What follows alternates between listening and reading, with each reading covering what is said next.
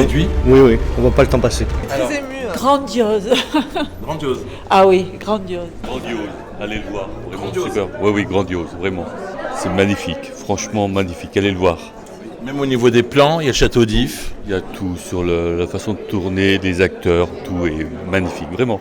On va dire que c'est la confirmation d'un talent avec Pierre Ninet. On est bien d'accord. Non, on est bien d'accord, mais c'est une valeur sûre, on le savait de toute façon. On le Là savait. quand même, il confirme parce qu'il est sur tous les plans. On est bien d'accord.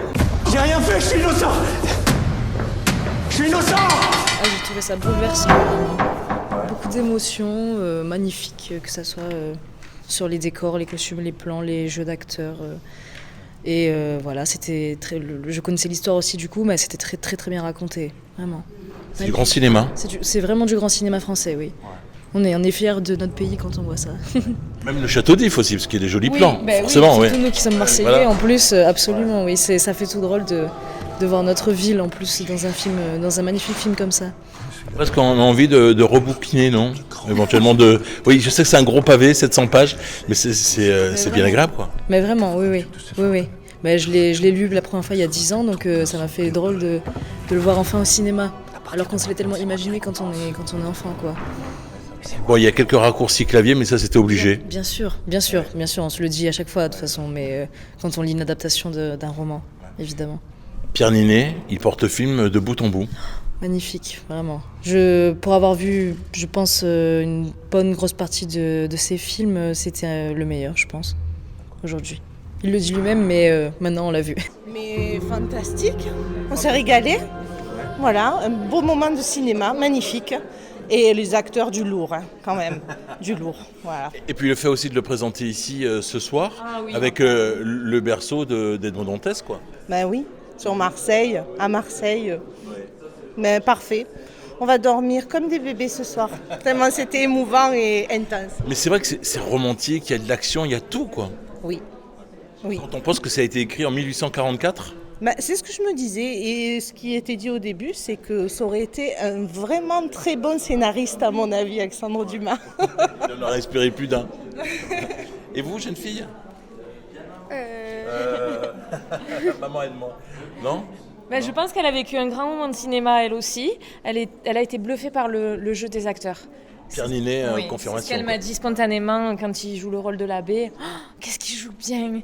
Voilà, donc c'est très bien. Et puis donc c'est intergénérationnel, hein. C'est sorti un peu d'outre-tombe, je dirais, mais ça passe toutes les générations, donc je pense qu'elle a apprécié. Tu confirmes? Il y a peut-être l'idée d'aller bouquiner. Il y a un peu plus de 700 pages, mais quelques pages par jour, ça peut... Oui, un bon petit bouquin pour cet été. Il y a des années, j'ai aimé une jeune femme que j'allais épouser. Je porte ici un mandat d'arrêt pour le dénommer Edmond Dantès.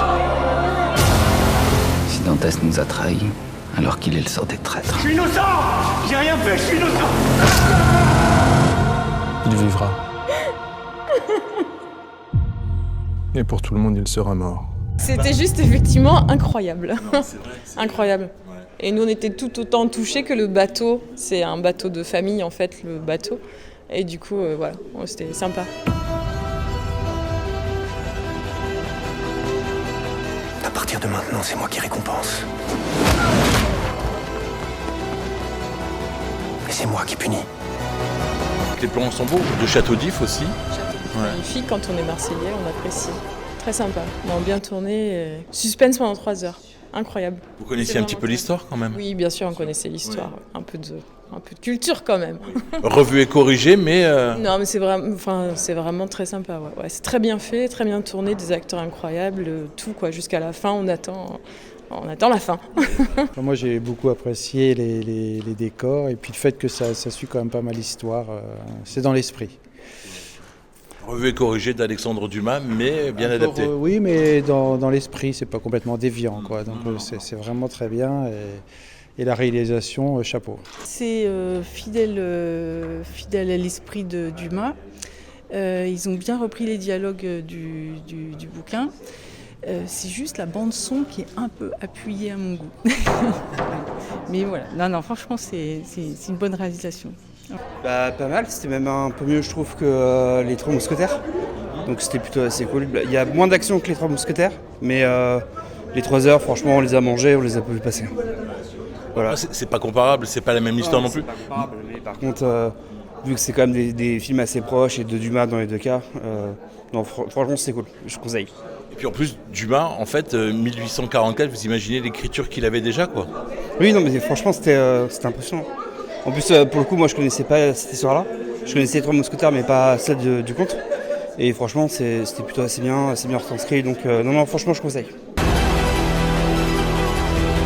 Je saurai qui est ce monsieur Monte Cristo. D'où il vient.